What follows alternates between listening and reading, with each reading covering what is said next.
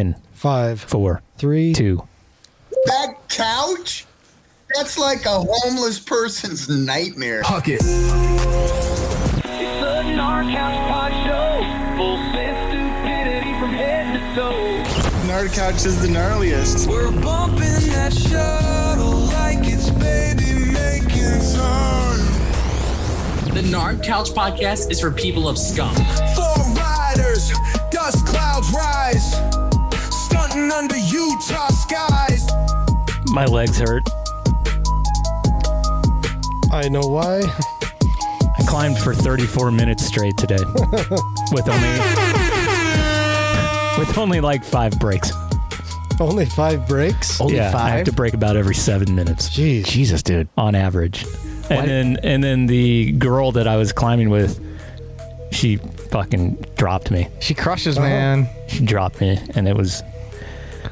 Doesn't hurt my pride because I don't fucking care, but but I definitely got smoked on the uphill for sure. Well, she definitely crushes, so there's a reason for that. Dude, I got a free ride seat too, and I even put on that little diaper, you know, that all the... You have a chamois? Yeah. Shit, wow. It makes it look like when you're wearing pants, like what my son looks like when he's wearing pants. Mm-hmm. It feels like a diaper too. Yeah. Well, I about shit myself going up the hill, so maybe it became a diaper. But I don't need to do it again anytime soon. Although I did offer it, I'd say I'd do this next week again. Chamois turdy. Dude, driving down here from my house during rush hour right now, there's no good way. No. There's no, like... No. I mean, I tell you not to say the F word, and you definitely don't say the other F word over there, Jerkin. Yeah. But fuck traffic, man. That's the worst. Yeah, I drove down here from Clinton. You. Past Layton or whatever. I don't. It's where you live, right? Yeah, it's a disaster. I should have got a ride. I'm right there. Yeah, it's bad. It was bad. Yeah. Yeah. I should have picked you up, but you would have been hitchhiking home. Just throw a little leg out there. Throw those big thighs out there, and dude, someone will get you. Yeah, where's the foot cam? Especially the right here. The real fat thigh. They're gonna be think you're so thick when they see that fat, bruised, disgusting thigh. Fuck, man, traffic. 2 weeks ago, it took me an hour and 45 minutes to get from my house to Spanish Fork. Which is how far? Which for those is who aren't from this glorious place. At what time, Rob? Yeah, dumbass. But it doesn't, dude. That's only like 30 miles. It's like 40 It's miles. not that far. It's it not took that me far. an That hour. should take you 45 minutes. Yeah. Right? Hour and 15 to go 44 miles today. Longest my house to Daybreak, or not Daybreak. What's that? Draper. That was the longest drive I've ever done from here to fucking Virgin. It was fucking because it was 5.5 hours. No one knows how to drive. You've had some records this year. The first time you tried to go down south in your trailer right after you bought it, how long did that take? Oh, you dude, stuck on the highway for 3-4 hours? We didn't even get there. We got to fucking 123rd South in 3 hours and turned around. That's not even out of the my house. That's like, not even out of the metro. Oh my god, it was so fucking bad. But we got up at fucking like 3 in the morning. Fuck. Like we went home and fucking went to bed and got up at like 4 and drove down there and was there for fucking 9. Well, there's traffic talk. What's up, couch crushers? Tonight we have Jarrod Harris from Jarrod's Place on, and it was, I think, when we did the Lone Pass show that we started talking about Jarrod's Place. Yeah. Right. Yeah. Because that's part of the Lone Pass, correct? Yep. And Rob was like very complimentary about that place and the facility they have. The crazy thing is, people don't know Georgia does have some mountains. And some good riding, some legit riding, and all that whole zone there from like Georgia up through like Tennessee and South Carolina and into North Carolina. There's some pretty cool shit out there. And I just followed them for the first time, to be honest with you. And yeah, it looks like a great place to ride. They have the weird carpet stuff, which we will address. And we've made fun of a few times. Well, JP has. I get it, though. I totally understand why you would do that living in Georgia. Yeah. Maybe not here because it doesn't rain nearly as much, but there it makes a lot of sense, honestly. And that's actually what led to him being on the show, because he reached out to us and was like, hey, I want to set the record straight about trail armor. I was like, okay, well, let's talk about it. Sounds good to me. That could be our very first thing we talk about. We'll make it uncomfortable and weird immediately. Don't forget about our Oral Connections line, which you can call anytime, 385-626-6231. You can also text us if you have anything that you want to tell us. We're also on Patreon, patreon.com/gnarcouch. And thank you to all of our patrons. We do appreciate it. We have enough money to run the show for the first time ever, so that's amazing. Want to say thank you to Jerkhand tonight for filling in for JP. This is like your first solo debut, isn't it? No, he was here for the DJ show. I've had a couple. He stood in for me once. He was a stunt cop. Yeah, he was here for a stunt. I really fucked that one up. Yeah, he was here for the DJ show. He took you up. Right. On Oh, that's right. Yeah, that's right. Yeah, and then Jimmy Sniper's over there. Oh, you caught me off guard. Usually you start with me, dude. I don't know. I'm just going through it. We don't even have to do the lug he wants drops. to ride your backside. Oh, Off guard. Over there is Rob. I jerk off while vaping in my Tacoma. You got more room now in that Nissan. Right? And my name is Chief. Could you come cunnilingus me?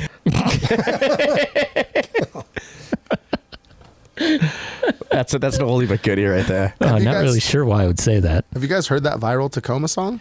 No, It's really good. I'll have to find it. I'll show it to you later. We'll dig it up, maybe play it an hour or two. Also, we'll be did you see Asim Fermet flip in his qualifying run? dude, Brad. Did you see how people got mad on Pink Bike? Why? No. It's so Yeah. awesome. Yeah, Oh, I think I did. People, this isn't a stunt. This isn't slopestyle. Blah blah blah. yeah, he should be DQ'd. co-parter, he won. Yeah, true. And then I have a story in hour 2. I was sent some pictures of this group ride. Oh. So I investigated it, and wow, does it look like a super fun time. and- So we'll talk about the group ride, and that's where the song for tonight actually came from. Yep. Okay. It's based on that, and then a couple of other references with female riders about female events and group rides. Mm-hmm. So we'll maybe talk about that. And we got another article to read tonight. Oh, it's so good too.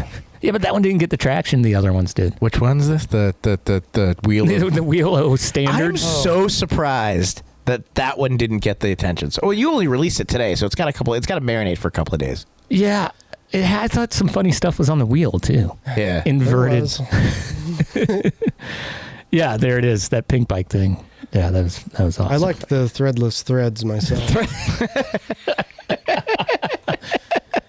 So let's get to Jarrod before he just decides to run away from us. And Jarrod's place is actually a pretty cool concept, especially in a place like northern Georgia where you're not really expecting to find it. Mm-hmm. So explain kind of what you have going on there and how it came about. Okay, yeah. First off, I just want to say you guys have a very 90s morning radio vibe, but with shit you actually like to talk about. Yes, thank you. That's what we're going for. And I was a comic for 20 years, so I had to deal with morning radio for fucking years. So I know all about having to be up at 6 o'clock in the morning and take shots off of the stripper's tits and have to be, alive and awake at like 6 a.m. Yeah. Kicking off another continuous set of nonstop Nickelback. I know you guys know what I'm talking about. You know what? It's like you tapped into my... So somebody in this group is morning radio. I don't know who it is, but there's the feel. Yeah. Well, you've... I'm surprised you weren't on my show at some point. Maybe you were, and I just forgot about it. But you have that perfect like morning radio. Like I get it. I totally get it. I would pay you $500,000 a year, let you have a cush, little house in the fucking in the city. It'd be sick. Yeah, have a wife and a mistress, maybe have a couple of kids. You know what I'm saying? Before the whole Harvey Weinstein thing happened. I get it. I mean, that was my dream for like a long time. You're really nailing it. That's the dream we're working towards with this too. Actually, I hated doing mornings. I did it very briefly. It sucked, and I ended up with an afternoon show. And then all the comics would come in. I loved having the comics in, and we would just like talk so much shit, and they'd be like, "Hey man, what comic?" Because I know, I literally know. I know almost every fucking comic, dude. So, name for 20 years. Name a Bob and Tom comic from like. I've been on Bob and Tom. I can tell you a funny story about both times being on Bob and Tom. Yeah, well, start with that. That's way cooler than anything we're going to talk about mountain biking. Give us something, bud. Well, I can tell you, Indianapolis, like I did Bob and Tom twice, and I fucking sucked because like the last time I was on Bob and Tom, it was Penn and Teller. Who's the big guy from Penn and Teller? That's the freaking. I think it's. I'm trying to remember. He's like a very famous like libertarian, but he's like he's kind of political.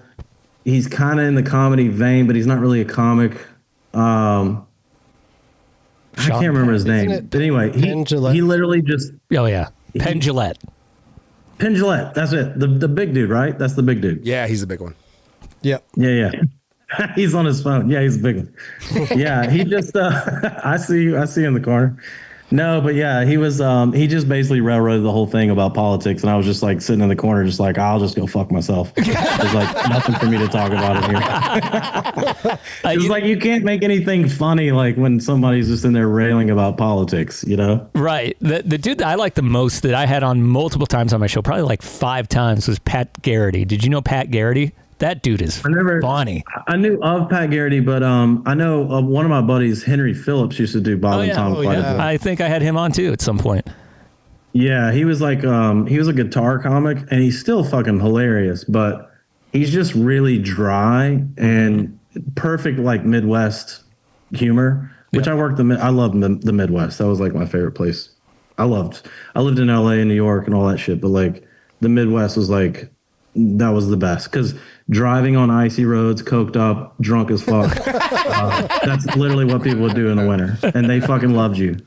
Yeah, dude. Well, you also and they meant it. They meant it. And yeah, I mean they're bored too, so don't pat yourself on the back they're really too much. bored. I have shit to do but get coked up and drive drunk and not get a ticket. Surprisingly, I don't know how the fuck they do that out there, but they do. Hell yeah. Yeah, there's a lot of that shit going on back home. That's crazy that you did that.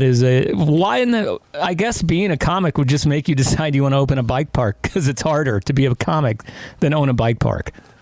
No, actually being a comic was way easier for me. Actually, it was actually way easier. But being a bike park owner, the whole catalyst for the park was I lived in LA and I was literally about to get my own animated series on FX because I had a big web series at the time. This is like 2009, 10, 11, 12, before like Instagram and all that shit was like super popular. And I basically fucked myself out of my own intellectual property, and the whole deal got basically canned because there was a deadline. And things couldn't be done. So that's literally the catalyst for the whole bike park thing. So 2012, I bought land. I moved back to Georgia, bought land, and I just went back to my roots. I was like, all right, fuck this. I'm just going to get in the woods and just beat the fuck out of shovels and trees and any fucking thing else I could find. And that's literally what I did. And then surprisingly enough, all this shit just kind of came to be from that. We had a guy come up a couple of years ago for one of our events in Colorado. He was from Florida, and he was just like raving about the place. And we, being from Utah, had never heard of it before. And he was like, oh, you got to check this place out. If you ever come down there, he's like, I'll meet you down there. It'll be so much fun. And I think he actually quit riding because he like broke his neck or something like that. He's fucked himself up pretty good. Yeah. And but it wasn't at your bike park. So that part's good. And thank God. I thought he was talking about like a dirt jump pack for some reason, and then when I looked into it, I was like, "Whoa, this is like legit." What was the? They said the cat can't talk all of a sudden. Blah blah blah. All of a sudden, you right?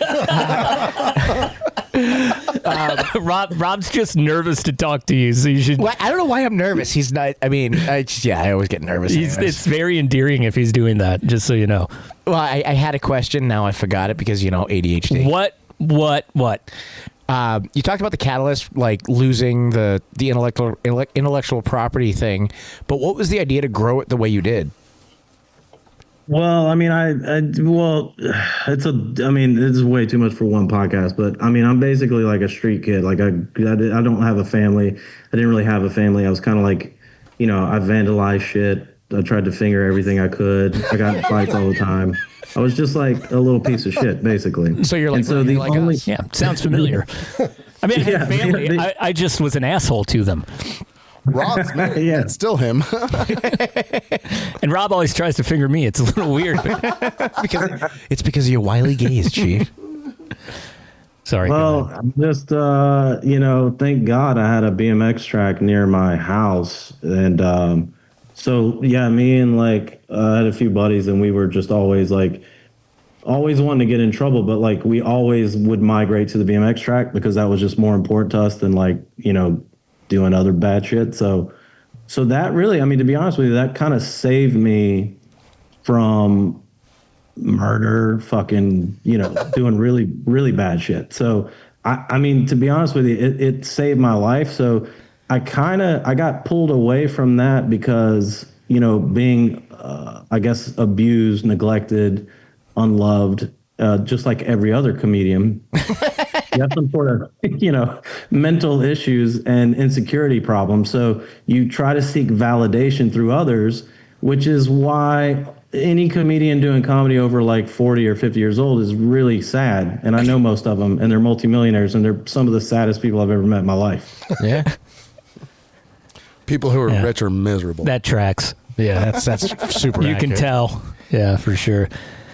Yeah, I mean, I kind of have I wasn't abused or anything like that, but just, I don't know, no one pays attention and no one does the things you want to do. And then they're like, hey, you're a 10-year-old boy. Let's trap you in a fucking school all day. Ugh. And then, of course, what are you going to do on the way home? You're going to find a TV on the side of the road and drag it out in the road and start throwing rocks at it, and then rip a guy's bridge down, and then shoot a car window out with your BB gun one night, and throw rocks through the windows and all that stuff. I used to take shits in HVAC vents. My friend shit on a kid's used to on a kid's. My friend shit on a kid's bike. I feel the taking shits in random places where you're not supposed to be taking shits. I swear I just saw a video of someone pissing in a heater vent at just somebody's house, and I was like, damn, why the fuck don't I do that all the time? Dude, that would be the best. Dude, when there was construction next to my house growing up, me and my buddies would go into every house and either take a shit in the HVAC vents or piss in the HVAC vents. I would just piss out of my upstairs window because it was so far to walk all the way downstairs if you had to piss in the middle of the night, and I'd just kind of look out the window and be like, hope no one's looking. You see, I do the opposite. I walk past my bathroom to piss in my backyard. Yeah, that sounds like it. I grew up in the generation of upper deckers. So if you threw a house party back in my day, oh yeah, you got upper decker. I got a couple of people on my list that I want to up a deck here in the near future. Dude, it's so fun. Oh, I know. Also sad when you're over 40 upper decking things. I don't know if that's sad. I think that's just good revenge for people being idiots. Yeah, okay. I think that's called nostalgia. Got to stay flexible for that one. It's big right now, like an NES emulator. Oh my God, all of those video game emulators are so good right now. So you're all right. So you're fucked up, and you find this thing that's BMX. Well, no, I mean, I'd already rode BMX. Yeah. And I was we're talking when I was phasing out of the comedy business, because I was a 20-year fucking sidetrack. But yeah, I basically I bought this land off this lady that was getting a divorce, and all her neighbors were these uppity fucking horse people who had, horse people. Yeah. They got money. Horse. You know the deal. The worst. So she was getting divorced, and all the neighbors were friends with her husband. And I was like, oh, I don't really have that much money, but I really want to buy this land. And here's what I want to do with it. I want to build a bunch of BMX jumps. And her eyes fucking lit up because she knew the neighbors would fucking hate me. She knew that she was going to piss all the people off that she couldn't stand. So she gave me a really good deal on the land. And then I started started building there. And then, I dealt with a bunch of county issues, and it was just so that was property one. Then I did property two. Then I went from that to the third place, and then the fourth place is where we're at now. Nice. Gotcha. Okay. So, anytime you start a business based on someone's revenge, I think that's a solid place to start. Yeah. Pure spite. Yeah. Yeah. What do you think? Like, was there just nothing going on there for mountain biking at the time? And you're like, let's. Not really. Yeah, but you were into it. Yeah, no, I was into it because like I had to be, I raced BMX, and then for years I raced from 89 to 98. I built 3 BMX tracks. I had like designed a couple of NBL tracks back when NBL was a thing. So yeah, I was like really into designing and just building shit. I built trails. Like my first trails were at my grandmother's house. That was like 1989 when I first started building trails. So, and back then, it was like, they weren't very sophisticated at all. It was just like, haul ass, pedal as fast as you can, and build like a 3 or 4 foot tall jump and jump as far as you possibly can and put a landing there. And that was kind of like how rudimentary all that was. But, the whole trail armor thing, which we can talk about whenever, but like, yeah, I'll just let you steer it because this is your shit. Well, I got a question about like the trail and progression and stuff like that. You've got everything from greens to double blacks. How do you decide where to place new lines, flow versus tech versus jump features? What's your process for that? Well, you're kind of subservient to like, what the land is. I mean, the lay of the land is like super important, and also the type of dirt that you have, which we have really shitty dirt. So that's why, we wouldn't be in business if we didn't have trail armor. Yep. So, I had to think of something quick, but like in terms of like how to, I would say if anybody's trying to open a bike park, just open a fucking landscaping business. You'll be way better off. But second of all, like, let's go. It's like you have to be, if you're going to open a park, I would say 70% need to be really fun green trails. And then the other 30 would be like, some blues and maybe one black or something like that. But if you can build really good, fun green trails, you're printing money at that point, for a bike park, I should say. Now, I don't want to say printing money. But for a bike park, yeah, because I'm in the business of like, I'm 49 years old. And it's like, if you can make a place where a 49-year-old dude can go out and feel like a fucking 20-year-old again, then you're doing exactly what they want. You're feeding into everybody wants to feel good. They want to feel young. So if it's a girl, if it's a guy, whoever, they just want to feel badass again. They want to take cool photos and they want to post on their Instagram. And you're basically in the ego business. So people need to get out of their fucking heads with all this, I'm too cool, I'm a fucking racer, I do this shit. No. Fuck that. If you're in the bike park business, you need to be in the fucking bike park business. Yeah. You know what I'm saying? You got to get this cool guy bullshit out of the way. There's a guy who's about your age, he's 50, who asked the question a couple days ago on a forum, and I replied, you need to build like a good long flow trail. If you want people to be involved and you want people to be helpful, you have to give them something that they really, really want and that everyone can have fun on. So like I wrote it's called Rush. I rode this flow trail this morning. Nothing super challenging about it, but if you go fast, it's really, really fun. Really fun. And it's super fun for people who can't go really fast. And it's long. It's long. It's got some good distance. That's what makes a great green trail, though. Right. And that's like Cobalt Cruise at Solitude. I ride that with my son all the time, and we can go fast, and even if not going fast, I can still have fucking fun, and he's having a blast. Yeah, and then you can take that and you can go over to Ask Pirates Plunge, and you're good to go. And then you could do that over and over and over again because it only takes 5 minutes. Right. But all I heard was ass pirate. So that's all I need to know. Well, let's come out here and ride the Ass Pirate sometime. Let's get into the trail armor thing, because like you get a lot of rain, there's clay, there's erosion there. Talk about how you battle all that in northern Georgia with trail armor. Well, yeah, you wouldn't be battling it unless you had the trail. And that's the whole thing. It's like it's a very like simplistic concept. Shit. When I started building stuff in the fucking 90s, I would use carpet and it sucked. It was just like all kinds of bullshit. And then water would go through it and it was too fucking thick and it would slow you down. Like one piece would slow you down, and the other, and you're always taking like scraps that you got from some murder scene or some shit, but nothing ever really made sense. You know what I mean? It was just all a bunch of bullshit, and it didn't look good, and it was just garbage.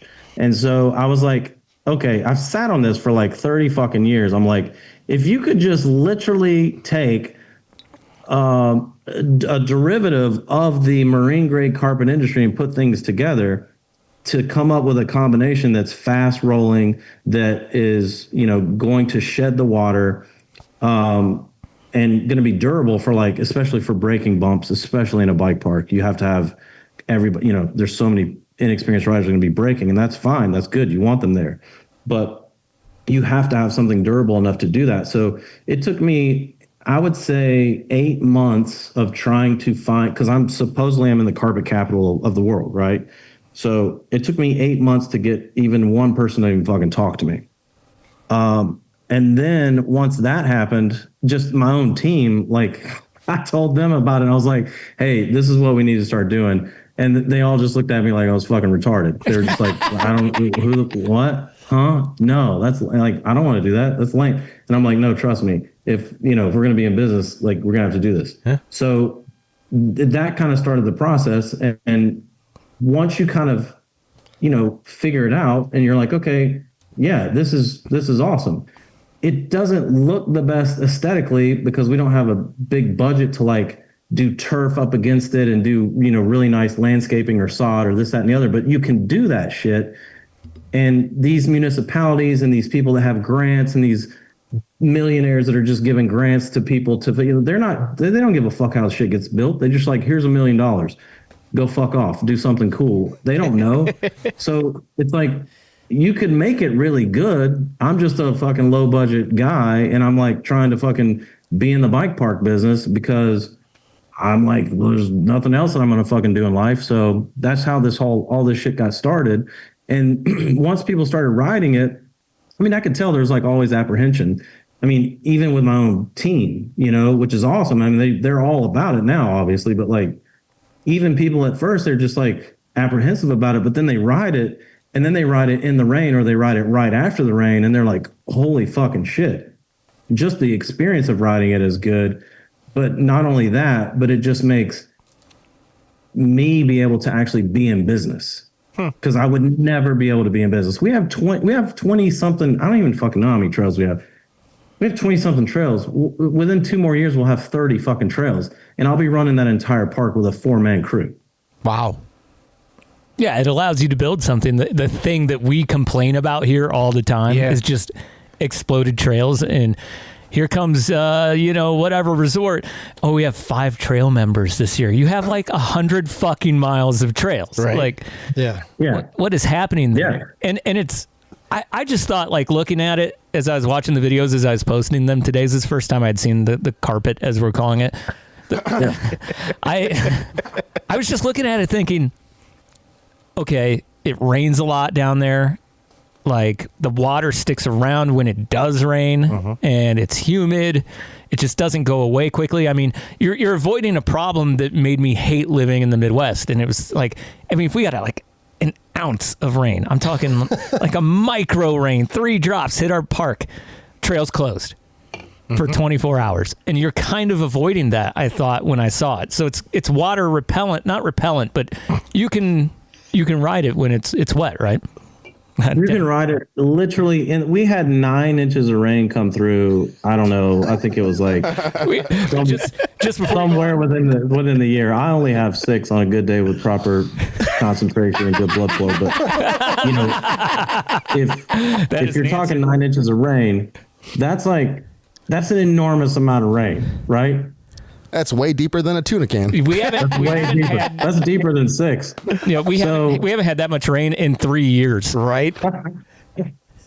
Well, but here's the thing, though. Here's what I've noticed, because we have all the elements in the Southeast. It doesn't just rain; it fucking monsoons, and then it'll just be fucking like a drought. So then it turns into like Colorado shit, right? Yeah, high desert shit, like. It'll be moon dusty and fucking loose and rocky. Our dirt is insanely rocky. So once you do all the work to go finish a trail, I'll just give you an example. Like one of our flow trails, double wide, super popular trail because like beginners can ride it and like then the name. expert. It's a good name. That's a great redneck. Yeah. Yeah. So double wide is a very popular one. Air Supply is another popular one, and I did name that after the band Air Supply. Yeah, they're really good. Yeah. Oh yeah. But just double wide alone, every 4 months we'd have to revamp that thing. Well, that was costing roughly $20,000 to revamp that trail every 4 fucking months, and that's if you're doing your job as a bike park and you're like really on top of your shit. And then Air Supply would cost probably roughly 30 grand to revamp, and because it's a bigger, longer trail. So every 4 months, if you're on top of shit and you're doing that, you're not making any fucking money. It's like, this isn't fucking golf, dude. These are just, and then bikes are like $17,000 now. So everybody just, the mountain bike industry is like, fuck everybody, fuck off. We're just going to sell one bike a year for $75 million. And, I guess that's what they're doing. I don't know what they're doing, but it's definitely so everybody's getting fucked, basically. I think we can all agree on that. Yeah, that sounds right. Yeah, pretty much. Well, I don't know who your sponsors are, but anyway. speaking of Colorado, maybe you should stop using the carpet from John Benet Ramsey's house. And it might work a little better. Oddly enough, that murder scene was not too far, or whatever. I don't know whatever happened with that, but the house isn't that far from us. Like I said, stop using their carpet, man. Well, yeah, I mean, you're obviously going to be saving a bunch of money, which like that makes a lot of sense, and it allows you to pretty much always stay open, right? Yes, that's the whole reason. Yeah, I mean, absolutely.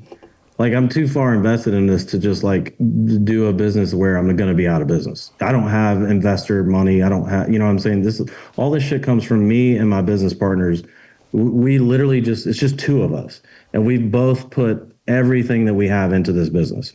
So, I get it. Like, and the only time, like, which is actually a good thing, because this is how I found out about your podcast, was I had just had multiple people sending me like clips from the podcasters were like, oh, this guy's throwing shade at the trail arm or whatever, but not in a bad way. They're just like, hey, check this out.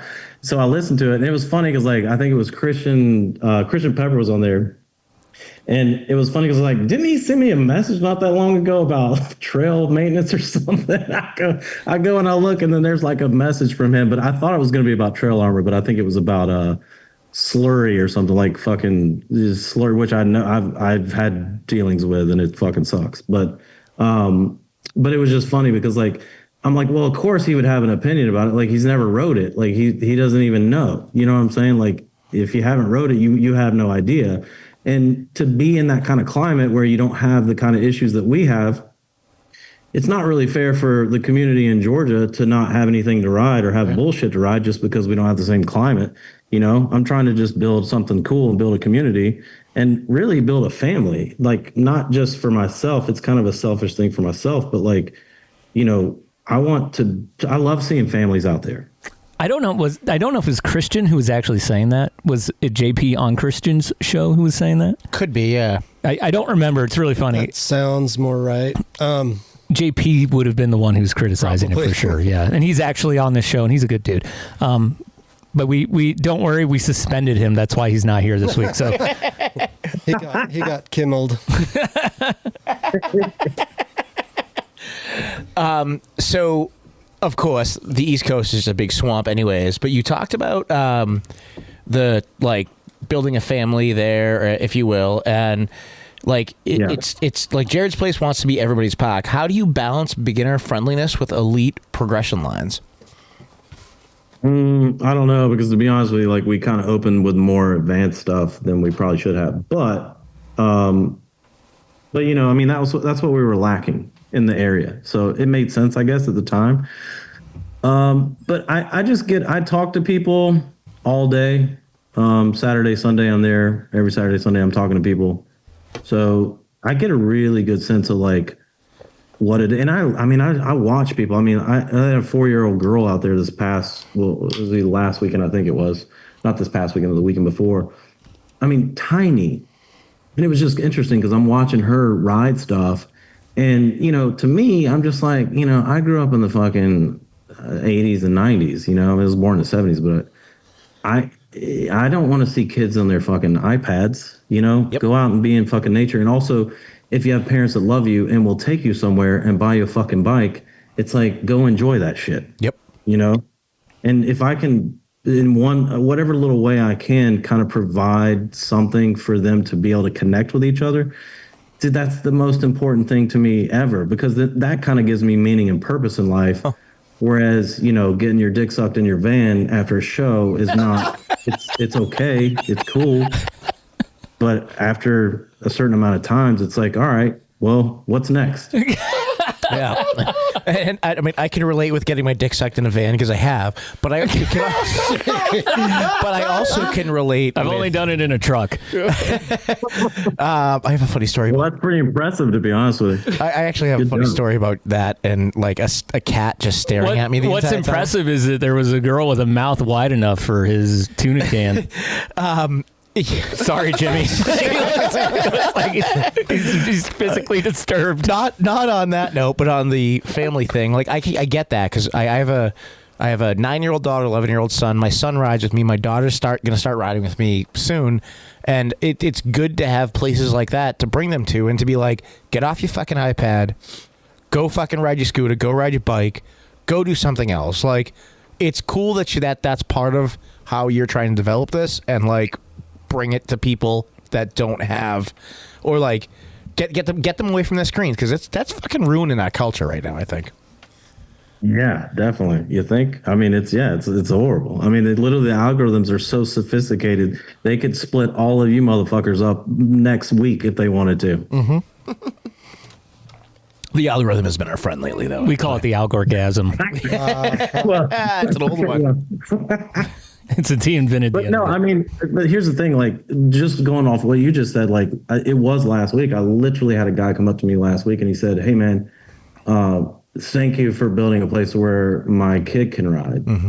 And I was like, "Oh, that's cool. How old is he?" He's like, "He's 5." And I was just like, "Holy shit, that's awesome!" Like, I love to hear that. And and I have to say that, I have to preface all this with saying, like, this isn't a me thing. Like, I can't. This is so much bigger than me. I'm just the fucking crazy person that. I got all this stuff started and I kind of got the ball rolling, but I could not do it without my team. I have the most amazing team and the most amazing people surrounding me. I can't even like tell you like how important they are to me, and like also just important they are to just the community and stuff, because they're literally sacrifice. It's like I did the sacrifice first. It's always like you got to have one person to like really dive in. And then they've jumped in too, and they've sacrificed as well. And it's a collaborative effort for sure, because there's no way you could do a thing like this by yourself. Yeah, you just talked about like building the stoke and having that person talk to you. What are there any stories from when you first started it that really like stoked you up and validated what you were trying to build? I mean, honestly, it's not one particular story, because it's every single weekend. It's like I'm seeing families now coming out to the park and seeing like a man and a woman like, who are married. And I know, everybody goes through shit. I mean, I was married. I just got divorced not that long ago. So it's like, there's always bullshit. And to be able to go out and ride with your wife or with your kids, I mean, I can't imagine a more amazing upbringing than being a kid who got to go to. It's crazy how kids are just born and they're just fucking bike parks. Like, there was no fucking bike parks when I was a kid. No. You literally, you know what I mean? You're just like, I hope my dad doesn't fucking knock me out today. You're just like, I feel that. Yeah, bet your ass. Yeah, you're like, it's just so crazy to think of the fact that like there's kids and they have no fucking idea how.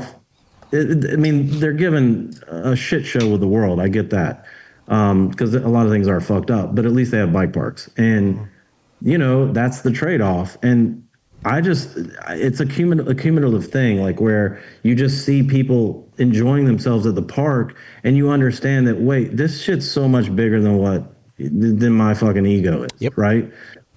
There's so much more to it. I think that's why part of the reason people go out and build, and you try and tell people all the time, oh, I'm depressed, I'm sad, I have all these problems. I spend all my time arguing about Trump on Facebook or whatever the dumb shit is that's going on. And it's like, what meaningful thing have you done? Like, what really actual, like at a like grassroots individual level that you can measure, what meaningful thing have you done? And if the answer is nothing, then shut the fuck up. Yeah, exactly. Absolutely. If you could just sit there, I went to a protest or whatever the person did, okay, yeah, I guess, but what have you done? Have you like impacted a person in a real way? And if the answer is no, that's probably why you feel like a piece of shit all the time. Accurate. Those people don't have bikes to ride. That's the problem. I think it goes deeper than bikes, though. I mean, I agree with you. Having some sort of outlet. Yeah, having an outlet. Any outlet. Totally. But also, if we don't teach the kids to love what we love, then they won't have that in their future, too. And that's exactly why I'm doing what I'm doing. Yeah, I know Chief is doing the same thing. Right. I mean, I'm going to force my kid into riding, whether he wants to do it or not. He will love it. There you go. Force your kid into riding bikes is better than baseball. Yeah. That's true. That sucks. Well, I know Jimmy I still hate my with, dad for that. with his kids, and like, Aren't you like Dominican? El Salvador. Yeah, you're supposed to be playing baseball. We're not good at baseball. Is it soccer for you guys? you're gonna. I'm going to let a letdown. So we have some questions from our audience that we want to ask you. Yeah. These are usually terrible. And then while we're asking these, if you can think of a question you might want to ask us as a group, do that. The first question comes from Elkins34, and it says, how difficult was it to train a private training park into a public bike park? And secondary to that, tits or ass? I would say, I would say ass for sure. Yeah. There you go. Not like Kid Rock. Yeah, I'm not into the hard titties. Yeah, Kid Rock likes floppy tits and a flat ass, though. Yeah. Big old natties. Now the first part of the question. I gotta say, I mean, it's really hard. I mean, to try to build. Honestly, it's hard as shit to build a good green trail. It really is, because to build a good green trail that's like fun for everybody, that's hard. You don't realize how hard that is until you actually go challenge yourself to do it. Because like when I was doing the private stuff, I'm just building shit for myself, and I don't have any money, or I had money, but not, I didn't have much money. So you're just building gaps because not because you want to, but just because it's like cheap. It's inexpensive. You're not having to move as much dirt. You know what I'm saying? Like, you don't need to spend the hours on the equipment. So you build gaps, and then you just nut up, and then you just jump gaps, and then you're like, but you can't do that at a bike park. Yeah, and it's it's elitist too. Yeah, well, a little bit. Josh Bow 1587's question is: ask him why Gnar Couch Bros should make a trip to Georgia to ride trails down there. You guys would love it, and I'm not even going to say this because this isn't just me. I'm telling you right now, the Southeast in general, there's so much shit down there right now. It's crazy because not just our park, which we have a lot of variety there, but like, you also have Ride Rock Creek, you have Windrock, you have Canoga. Sorry, I'm like zoning out here. Rattlesnake. There's another park that just opened up, Rattlesnake, not too long ago. Wild Side. There's just all kinds of. There's just tons of stuff, and then also I got to give a shout out to Big Creek. Blankets Creek. These are like public parks. Altoona Creek. They're all really like putting the effort in and trying to really just like kind of cater to this newer, or not new, but like younger generation of riders. And I think because it took a catalyst like the park for them to kind of open their eyes up and say like, oh, okay, there's a demand for this. And so, now Big Creek, obviously, they've been around for a while. You guys would love that. It's like a really cool, just public there's jumps there, a little free ride area and stuff. And it's really fun. But there's just so much stuff, dude. Like in North Carolina alone, I don't even know. I lost count of how many places there are to ride. Damn. Florida even has a scene, which, is hard to do, but we get so many Florida riders that come up, and I'm telling you, man, they're like family too, because like they come up all the time. It's like, and it's so far for them. I mean, this is a big ordeal. This is like 8-10 hours for them. Right. You know? I don't know, man. I'm starting to feel like maybe there should be a Nardfest East Coast, and it be at Jared's place one of these. How would you feel about that? Yeah, we'll get all of us. Well, if you guys ever want to come down, all you got to do is just hit me up, because I mean, I will take care of all y'all. Like, you don't have to pay for shit. I mean, y'all just come. I would say you could stay at my house, but I'm about to sell this house. I'm in a big stupid house right now. Dude, wait till you get another girlfriend, then we'll come stay with you. All right. Well, I'm going to be up in South Carolina here in about a month and a half. And I was just looking at it. It's about a 4.5 hour drive from where I'm going to be in South Carolina. So definitely thinking about making that trip, because my wife's parents they're cool, and they will not have a problem with me spending a day or two doing that. They totally get it at this point. So, keep that in mind. I have some Southwest points. So I've got a sister near Atlanta, and I mapped it. It's just about 2 hours. Huh? That's nothing, dude. I drive like an hour 20 on the weekends, like just to get so far. Down there, it's like an hour to go 20 miles. It feels like. I mean, Atlanta is basically Los Angeles now. Yeah. It's pretty bad. So if I'm coming down there, should I just take the longer route that is supposedly an hour longer and just avoid Atlanta altogether? You should just build a fucking jetpack and get around. That would be the best way to travel. We were talking about getting helicopters today, and I told my friend I'm not getting Kobe'd, so I'm out on that. But maybe a jetpack. Well, I mean, it's not, it just depends on what time of the day. But I mean, it is getting pretty dicey in Metro Atlanta. But yeah, I mean, you guys, I don't think you guys deal with the same kind of traffic. Obviously, I mean, y'all. I've been through there, but I don't think I remember what the traffic was like.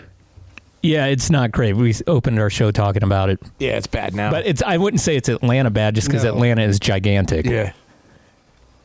Yeah. Well, I don't know. I'm just saying, whenever you guys want to come down, just let me know, and I'll definitely, I mean, it's like, I don't know. I've talked to you, so you're family at this point. Yeah, that's why we like you. I have a question, not on the poll though. Yeah. Do you get carpet burns if you crash? Yeah, if you're not wearing, so elbows, your elbows will get toast, but not as bad as like sharp rocks. So it's like, do you want sharp, jagged rocks, or do you want some carpet burn? Yeah, that's fair. Okay, this question is from Jimmy Sniper, and it says, does the carpet match the gapes? Oops, I mean the gapers. You can just ask the questions. You don't have to put them in the Instagram that we run. Contribute, but every bike park has its gapers. Okay, let's move on then. We try. This is an inside joke from Photosensitive Cycling, who is also in the Zoom room, and it says, is Jared's place also the name of a diaper spa in Boston? Oh, man, I wish. That would be hilarious if that was the first thing that came up on Google search. Why is that joke still circulating 3 years later? I love it. And it's funny because it's not in Boston. It's only like a few miles from where I grew up, actually. That explains so much. We'll do one more from Daddy Pay. What exactly is the trail armor? Is it like geocloth? Geocloth, fuck, I don't know the goddamn scientific explanation of this shit. I've had a margarita. It's basically it's a derivative of like different materials from the marine grade carpet industry, and just literally 2 years of testing different things. And that's why, like, some videos you might watch from the party will be like, why is there fucking different colors of shit here and there? It's just because we still have things that we were testing we still haven't even pulled up yet. So you were actually still developing this then? Well, I'm pretty happy with what we have now. I mean, we have like 3 different versions, and they're 3 different price points essentially. So we have like version 1, V2, V3. V3 was pretty much, we kind of came up with that because we were like, we need some sort of a completely recyclable version, because there's just, I don't know, there's engineer, or I don't know, there's all, I don't even want to get into all that, but there's people in government that have an opinion about shit and they think, whatever. So we needed an option. So that's what we did. We came up with that. And surprisingly enough, that stuff is really strong. It's like, I think it's the strongest stuff that we have, actually. Wow. Huh. Really, really good for breaking bumps. So are you selling this as a separate company then too? Well, initially that wasn't the plan. It was more so just to be like, fuck, how do I keep this place in business? You know what I'm saying? And that was kind of how it started. And then just because we have so many people coming through the park, we started having people ask us about it and they wanted it. And so I kind of was like, all right, well, if we could, very lackadaisical, but I literally just started an Instagram page for it. I think, I don't know, a month ago or something. Yeah, I saw that. But yeah, essentially, I just knew there was a demand there, and I'm like, okay, well, worst case scenario or best case scenario, whatever, it'd still be good if we could just get all of our stuff paid for. So if I could get enough people to purchase it to just pay for us doing our park, I would be happy with that. And we almost have all of our park paid for. Oh, that's great. Nice. Wow, yeah. Well, now's the time. These pump tracks and these jump parks are absolutely blowing up all over the place, especially anywhere you have even slight hills, it seems. People are interested. Yeah, no, I think, it's the demand's there for sure. And people are definitely enjoying it. I get a lot of really positive feedback from it. And it's funny because I see people at first, they're real apprehensive about it. And they're not trying to be dicks. They're just kind of apprehensive about it and a little closed off. But then it's like after they ride it, it's like they want to come. It's like, hey, smell my finger. It's like that kind of thing. I'll tell you what, if you can convince Bentonville that trail armor is better than pavement, you can retire. Well, I will tell you this. I know that we've got one order for about 2,000 linear feet coming through soon. Nice. Wow. Nice. From Arkansas. I don't know if it's specifically Bentonville, but yeah, it's somewhere in Arkansas because they have shit dirt too. Yep. Yeah. Yeah. A lot of the same challenges you're facing are going to be there as well. Do you have a question you want to ask us? How long have you guys been in a relationship? 5 years. How did this come to be? Same exact thing that you were talking about. It started with me, and I had noticed that I had a real hard time finding people to ride with. I don't know if that's just because I'm a dick or a narcissist, as I've been called, or both. But I think it was misogynist. I think it was just I was in Jackson, and everyone was very granola there. There was a lot of racing down here. It's pretty popular. When I moved down to Salt Lake from Jackson about a decade ago, I wasn't really into the racing scene either. Just liked jumping bikes. I wanted to go out, hit bike park stuff, try and do tricks, and really just kind of trying to find a way to connect with people. And the more I rode our local park, the more I realized that I had started finding that crew. And I thought, wow, there's got to be more people out there like this. Mm-hmm. And so we started the website initially, and it was weird because you could really work algorithms back then on Facebook, and we're getting 30,000 hits a month on the website and stuff. And that kind of went away when they changed those algorithms. I think it was around 2019, 2020. Mm-hmm. And so then the podcast idea, obviously you had surmised I have a radio background, which I like to brag about. You were in radio? Yeah. You definitely, that you can tell that's your thing though. That's, found amazing. Yep. If I could be doing anything, I would still be doing that, but that is just such a toxic, weird industry at this point. And to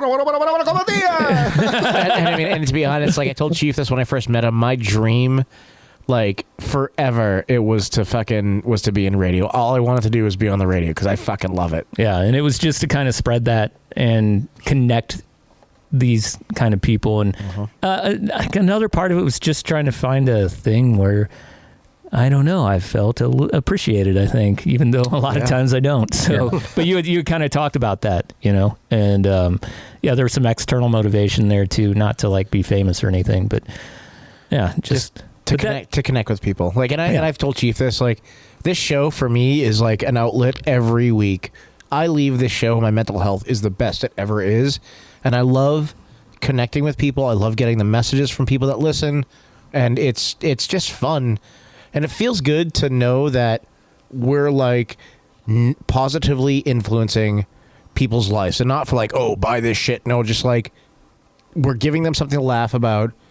We're fucking making them happy when they could be in a dark time, or like just like giving them something to laugh at in a shitty situation.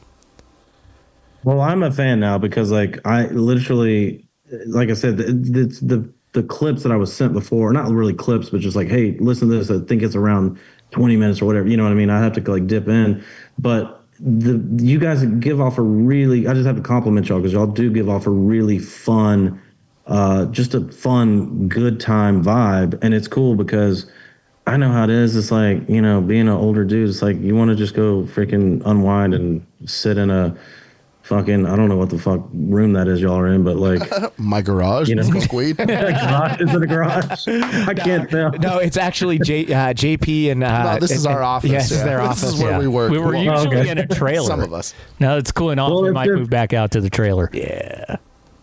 It's cool, and I mean, y'all are. I feel like y'all do something different than what other like. I don't know. I get kind of tired of hearing the fucking same like, we're serious mountain bike, blah blah blah. It's like we get that a lot, dude. Like a lot of people are like, could you like keep doing this because the mountain biking industry needs you to not be so fucking serious all the time.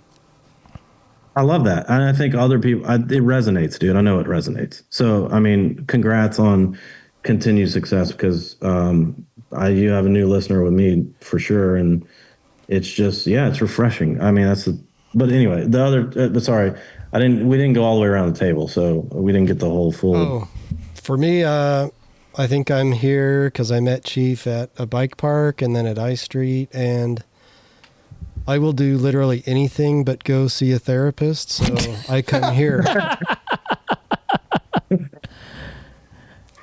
I second everything that Jimmy said, except for I'm not part of this podcast. I'm just here because I work here. James is out of town. No, you're like a borderline. I'm the jerk hand. Yeah, he's our intern. I don't usually get a mic. I just clean up the table before they get in an older movie, we have the key grip, which gets turned into the jerk hand, and then I saw in the credits there was something called a best boy. He may be the best boy. Is he moving up? He's the best boy at jerking hands. Well, what you're doing down there is really cool. We've heard a lot of great things about it. I'm going to be out that way in November, so I'll definitely be talking to you. I'll need basically everything since I'm flying out there with a baby. So, yeah, if you got a bike and a helmet and a pair of knee pads. We got it, dude. Yeah. We got it all. Just bring I don't know, just call it whatever. You don't need anything. Just and this is a shuttle park, right? So straight shuttles, parks all day or what? Yep. Yeah, we shuttle people up and and then you just choose your own adventure, basically. Hell yeah. Yeah, that's what I'm all about. Sick. Yeah, we'll be visiting in the future for sure. Yeah, we'll figure out a way to get out there and be fun. And for the record, we have a shit ton of tech trails. It's just everybody just talks about trail armor for whatever reason, but like we have a ton of techie stuff. Yeah, I like that. Yeah, we'll come out there. We'll even do a show from out there one of these days. That'd be fun. Yeah. Yeah. Oh, y'all should. We should do a freaking margarita night. We'll do a hellacious show. Well, if Chief's gonna drink anything, it's gonna be a margarita because he fucking loves margaritas. I do love margaritas. I love. I like the way you say margaritas. Surprised you could interpret it. I don't know. I think we have the makings of an East Coast nod fest, dude. Like let's have a discussion about that. Let's do it. That'd be awesome. Do 2 a year. Yeah. One here, one there, one in Trestle. Well, if you haven't checked out Jarrod's place, make sure you do. Pretty easy to find on Instagram. Don't know if he's doing TikTok or not because I never check our TikTok, even though I was specifically instructed to put stuff on TikTok by people who make money on TikTok. So really great to have you on here. And is there anything else you want to talk about before we go? No, thanks guys. I appreciate it. Yeah, it was just cool to be able to chit chat and I don't know. This is what we need in the mountain bike industry. So keep doing what you're doing. Thanks. Best of luck to Jarrod. Thank you, sir. Yep. Thank you. Great to have him on. You can feel free to stay with us, or you can go about your way. Yeah, if you want to have a lot of fun, the second hour is unfiltered. I and don't know if he uncensored, wants to be so- around for the second hour as a business owner, especially what is about to be said. Oh, so, yeah. Maybe, honestly, like I'm being honest, like maybe don't stick around for the second hour this week. Because this is the stuff. I mean, if it's controversial, I would love it. Like I can't not if it's controversial. Well, this is what got us canceled at episode 143, basically. So even though we're So feel free, but I didn't know you were canceled already. Yeah, no obligation. Episode 135. Somebody decided to pull the plug, hack us, and delete all the episodes. Oh no! Yeah, true story. Yep. Oh yeah. Wow. Yeah. We had an unpopular take, and we told the truth, and we got canceled for it. Yeah. Wow. Now I gotta hear, like, y'all know how to hook somebody. Jeez, I'm like, it's 10:14 my time. I'm like, I gotta go to bed, but now you're like making me want to hear this. Yeah, it was this on the pot. Will this be played though? Is this like just all? I mean, this will all be played, but the stuff in the second hour is not played. It's paywalled on our Patreon. Yes. Oh, I got you. Yeah. Man, if I could, I wish I could stay up. I don't know how long that's going to be, but yeah, I'm like I said, not smart, but yeah, feel free to do whatever you want. All right. Okay, we'll catch up with you later, Jarrod. Thanks, man. Thank you, sir. Yeah. Thank you. Have a good one. You too. See you at the shuttles, bruh. Bye. Yeah, I'd love to get out there in November if I can. We should. I'm like, it's like a fun place to ride. We really should talk to him about going out there and do some shows out there. It'd be fun. I've heard enough from people that I trust. Yep. Mm-hmm. We'd have a ton of fun. I was sold at shuttles. My fat lazy ass. You're so easy. Yeah. Shuttles and cuddles. God damn. No, I think there's a collab there too. Shuttles and Cuddles with his pack. Yeah. You're on to something. Yeah, no. We had an article this week that said bike industry to spin wheel of standards again to provide a solution to problem that doesn't exist. And some of the standards that they're considering in this next spin are direct mount press fit, 31.899er, 650 BR, whatever that means. Threadless threads. My favorite. 13.75 speed drivetrains, Super Boost Infinity Plus, and inverted tapered steer tubes, which is the one that people seem to like the most. And I'm not going to read the whole article because we're running out of time in the first hour, but it's up at gnarcouch.com. It's right on the homepage as you click on there. So check that out. I'm trying to get through this. It's hard to read my own log that I made here. Oh, so yeah, I see Jimmy has on his Blizz, which means it is time for a Baiku. And the Baiku is always being brought to you by Blizz Eyewear, which you can get at enjoywinter.com. We have a special code that will get you 30% off. That code has never changed for the past 5 years. It's SPONCHESMOM. That is Sponch's Mom. You use that code, Sponch's Mom. I've said it before and I'll say it again. Gets you 30% off. The other 70%, you're going to have to work yourself. So use the code at enjoywinter.com to get all the Blizz eyewear that this entire team wears. The following Baiku is based. Bike parks are closing. Trails rest from the chain gang bang.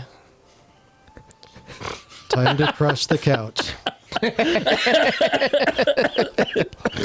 like it's that. Almost a tongue twister. Chain gang bang. Time to crush the couch. You had such a good season too. About 2/3 of a season. Yeah. The only time you've ever bought a bike park pass. Jeez, never again. Didn't you say at the beginning of the year you were afraid that you were going to crash because you bought the pass? That's the curse. Wait, it's happened before? That's just the curse. I've seen plenty of people, they buy their pass halfway through the season, have a season ender. A sender. Sender. A bunch of losers. Yeah. I want you to try again next year when I can actually afford a pass somewhere. We'll do it. And then maybe we can actually ride bikes. Maybe I'll do the Deer Valley and Solitude if they do that again. I'm thinking about going to Solitude Sunday. If they do, I will. Hell yeah.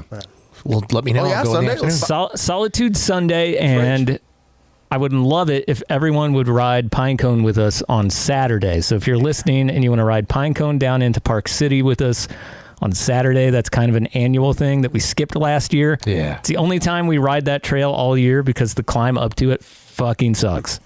Such a fun ride. I'll just be sitting here FOMO fuming. You can just shuttle us. I'll be the driver. Yeah, come on up. I'm gonna ride my relay since I have the letter from my doctor. Yeah, that's right. That half-powered e-bike. Did you know you can loser? You can HSA an e-bike now. What, really? Yeah, you can HSA No e-bike shit. if you have that letter. So you could have bought it. Yeah, you're good. So you can just get it totally tax-free. Huh. So you get a $4,800 bike, you're looking at $500 you've saved just by HSAing that. So that is a thing that a lot of, I don't know if every manufacturer is doing it, but I know some are. Interesting. Because I've been looking at a Canyon e-bike. Hey, Revel, here we come. Right? Mm-hmm. I don't know if they're offering it yet. Probably not. But that bike is sick. Well, I'm sure you can talk to Adam about it. He'll take care of you. Yeah. He's already made some pretty generous offers for us. We're still working out some kinks, but we'll be on that soon. Yeah, get back on it. Yeah. Get back on that horse. It wouldn't be an episode if Rob didn't name drop somebody. Jesus. Well, I mean, whatever. Hour 2 is going to be a lot of fun. If you haven't joined our Patreon, do so. Patreon.com/NarCouch. We've got our question of the week. We've got 2 calls in the Oral Connections line. I know one of them is from Remo. If you are a Remo fan, I don't even know what Pants Drunk is, but I think someone posted about it. Oh, it's so great. On one of our pages. So we're going to talk about the origin of Pants Drunk. And then I got a barrage of photos from a women's event from a woman basically saying, this is why I don't go to women's events. And I wrote this week's song based on those photos and her feelings, and then two other it's more than 2 in like the total history of things, but recently 2 other women who have expressed concern about some of the women's events. So I can think of probably like 5 women. Okay. That but they don't have a podcast, so they don't get to talk about it. So we'll talk about that in hour 2. And the name of the song is just Ladies Ride. And you can play it whenever you want. We'll move into hour 2, and we'll see you there.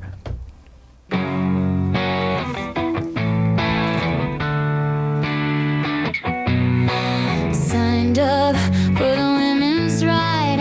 Thought it'd be sisters side by side.